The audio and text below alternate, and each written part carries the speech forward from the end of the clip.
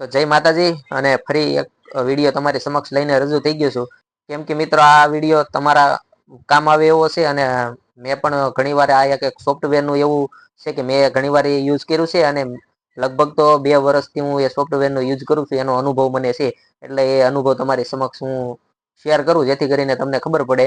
અને આ વિડીયો મિત્રો જરા પણ સ્કીપ ન કરતા અને જરા પણ કાપતા નહીં. જો તમે આ વિડીયોને સ્કીપ કરશો અથવા કાપશો તો તમને આ એપની માહિતી નહીં મળે.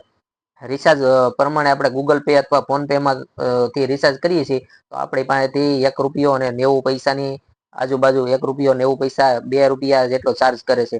તો આ ચાર્જ આપણે ભરવાની અત્યારે મિત્રો કાંઈ જરૂર નથી. અને એવી એક મસ્ત મજાની એપ લઈને હું તમારા સમક્ષ રજૂ થઈ ગયો છું. જો તમને હું એપનું હમણાં બતાવું કે એ એપ આપણા માટે કેટલી કામ છે. અને મારો અનુભવ એ છે કે હું ખુદ એપ લગભગ વર્ષ 1.5 વર્ષથી વાપરું છું. અને એ લગભગ લીગલી એપ છે અને ઇન્ડિયાની જ એપ છે. તો સૌ પ્રથમ મિત્રો તમારે કરવાનું છે કાંઈ નહીં, એ એપને આપણે પ્લે સ્ટોર માંથી ડાઉનલોડ કરી લેવાની છે. તમને પ્લે સ્ટોર માંથી મળી જ જાય, જેનું હું તમને હમણાં નામ પણ બતાવું અને તમને વિડીયો દ્વારા તમને હું બતાવું. અને આપણે મિત્રો જેમ કે હું તમને એટલા માટે કહું છું કેમ કે મેં આ એપમાંથી ઘણા એના રિચાર્જ પણ કરેલા છે.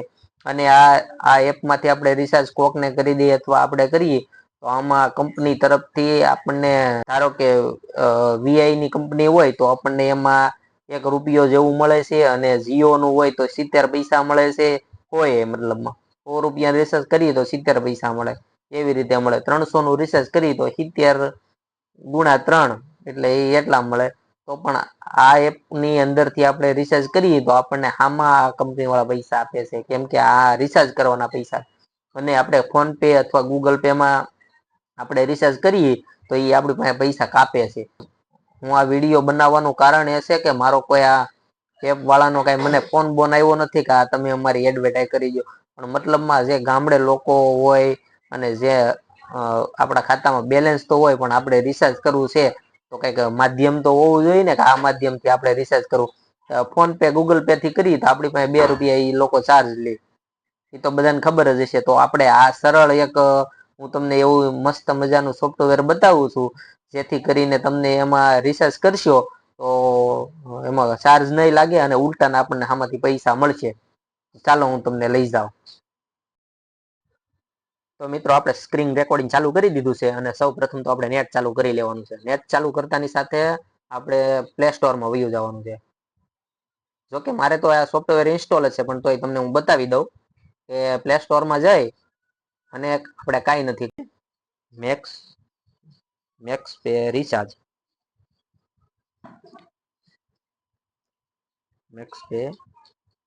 બીજા નંબરનું મેક્સ પે રિચાર્જ આવી ગયું એની ઉપર સર્ચ કરવાનું છે.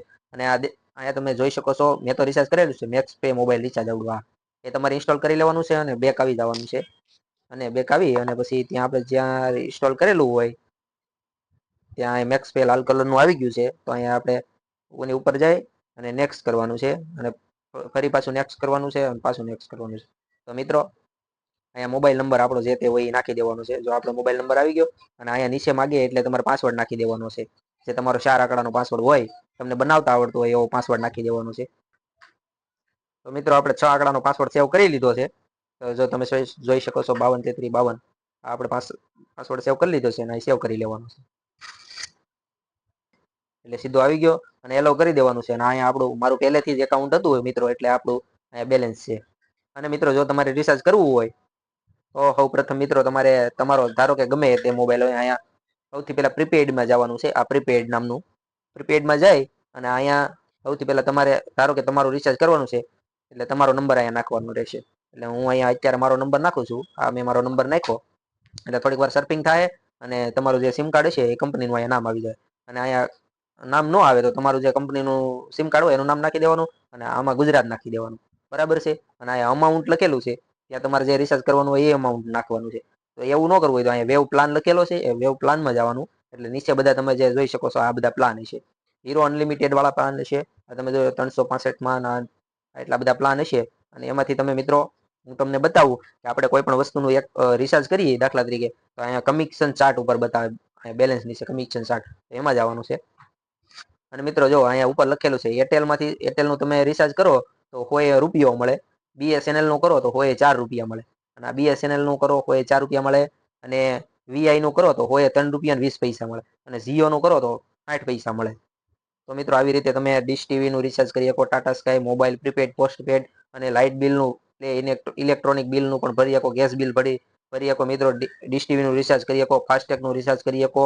અને આપણું મિત્રો ઇન્ડિયાનું સોફ્ટવેર છે. જો કે મને આ સોફ્ટવેર વાળાએ કઈ પૈસા નથી દીધા કે તમે અમારી એડવર્ટાઈઝ કરી ગયો, આ કરી ગયો, તે કરી ગયો. પણ મને આ તો એમ થયું કે તમારા માટે કઈક નવીન વિડીયો લાવવું, તો જેથી કરીને તમને ફાયદો થાય, જેથી કરીને તમે ગૂગલ પે અથવા ફોન પે માંથી રિચાર્જ કરતા હોય તો એનાથી કરતા આ સોફ્ટવેરમાં રિચાર્જ કરવામાં વધારે ફાયદો છે મિત્રો. અને તમે મિત્રો આ સોફ્ટવેર તમે ડાઉનલોડ કરી અને બીજા 5 મિત્રોને શેર કરો, જેથી કરીને એનો તમને કઈ ફાયદો મળે મિત્રો. તો બસ આવા નવા વિડીયો જોવા માટે વધુ ને વધુ સપોર્ટ કરો મિત્રો.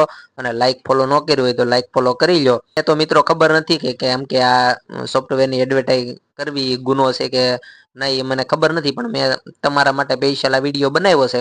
તો આ વિડીયોને વધુ ને વધુ શેર કરો મિત્રો, જેથી કરીને અમને સપોર્ટ મળતો રહે. અને ફોલો ન કર્યો તો ફોલો કરી દો. તો જય માતાજી.